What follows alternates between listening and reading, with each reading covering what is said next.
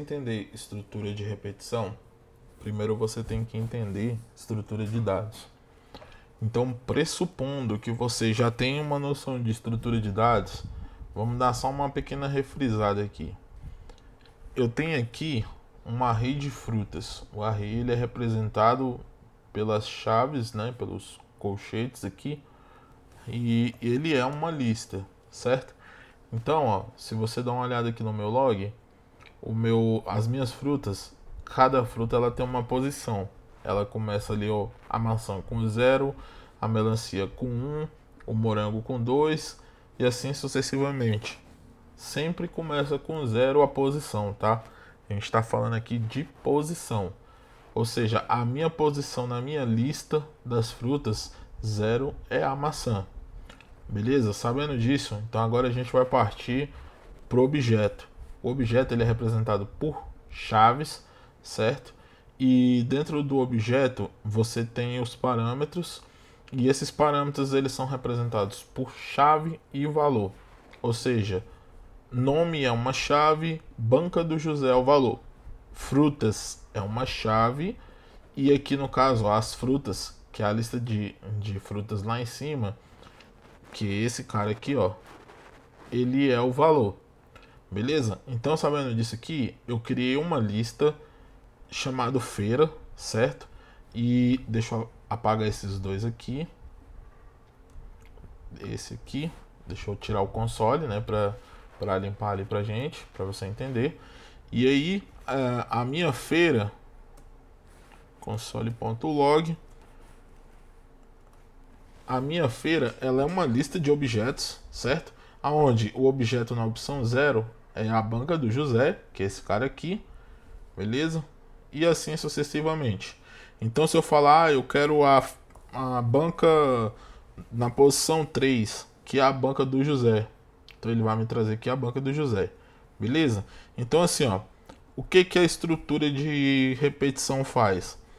Ela vai percorrer essa lista aqui da feira em cada banca e vai procurar pela condição que você coloca para ela. Se você não colocar condição nenhuma, ela vai simplesmente percorrer a lista do primeiro até o último. Quer ver, ó? Vamos supor que eu preciso fazer aqui ó, um feira.map. O map ele é uma das estruturas de repetição de JavaScript, né? O que ele faz?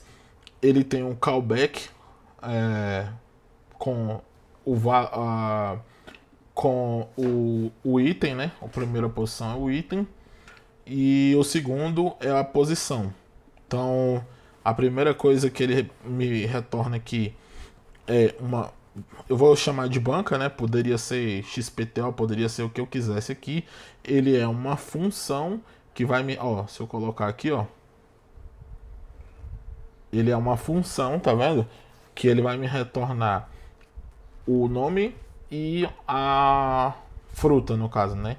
Nome e fruta. Deixa eu até trocar aqui para fruta de todo mundo, para não ficar duplicado. Beleza? Então ele vai me trazer aqui, ó. Ele é uma função e essa função ela me retorna uma posição e essa posição ela me retorna o objeto. Beleza? Então, por exemplo, ó, ele vai percorrer a lista, vai me trazer a banca na posição 0, na posição 1, na posição 2, na posição 3. Então aqui eu vou dar só um console.log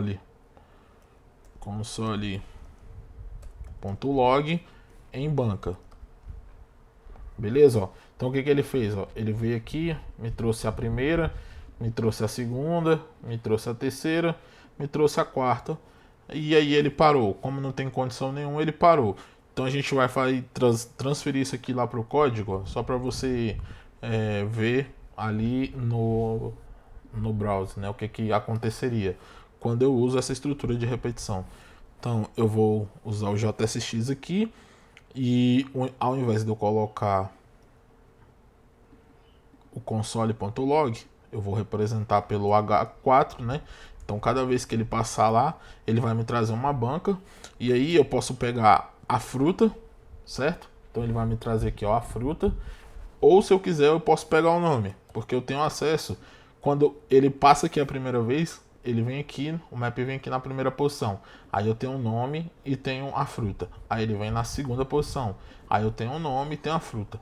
Daí, se eu colocar uma condição, por exemplo, vamos supor que eu queira aqui, vamos fazer aqui, ó, um if se lá no meu banca.nome, se ele tiver igual a banca do José, eu quero que ele vai me retornar o H4 com o nome. Se não, ele vai sair do if, vai sair da condição. Eu quero que ele retorne H4.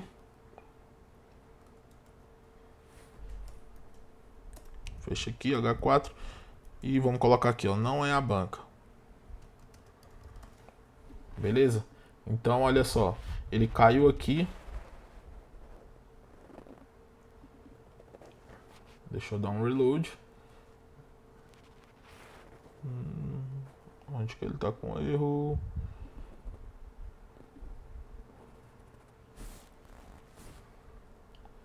Banca do José. Banca do José. Ah, mas é claro, ele também não funciona, né? Todos está como banca do José, então vamos colocar aqui, ó. Banco do Pedro. Banca do Luiz. Banca do Tião. Então, beleza, ó. Então, olha lá. Agora ele já tá certo, ó. Então ele me trouxe a banca do José. E nos outros ele simplesmente não caiu na condição. Ele foi para o outro. Se eu não quisesse que ele fizesse nada, eu só simplesmente retornaria. Ou então nem precisaria fazer nada, só tirar. Então ele só iria me trazer o que está dentro da condição. A mesma coisa, ó, por exemplo, se eu quiser dizer que eu quero que ele me traga a fruta do tipo aqui, vamos lá, só se for maçã. Então ele vai cair na condição onde a fruta é igual a maçã. Então ele vai percorrer lá, né? Ele vai vir aqui no primeiro, vai vir no segundo. Se eu, por exemplo, não, agora eu quero que a minha fruta seja igual a um morango. Então olha lá, ele já me trouxe, ó, qual que é a banca do Luiz, que está na posição 3. E aí todos eles seguem essa mesma estrutura. O que é essa estrutura? É um loop. Ele vai, começa em cima, aí vai, passa pelo primeiro, passa pelo segundo, e isso de acordo com as condições que você determina. Se você não determinar nenhuma condição, ele vai ir lá desde o primeiro até o último item da lista. Basicamente é isso. Bom, eu não sei se ficou confuso. Espero que você tenha conseguido assimilar aí, beleza? Abraço, até mais.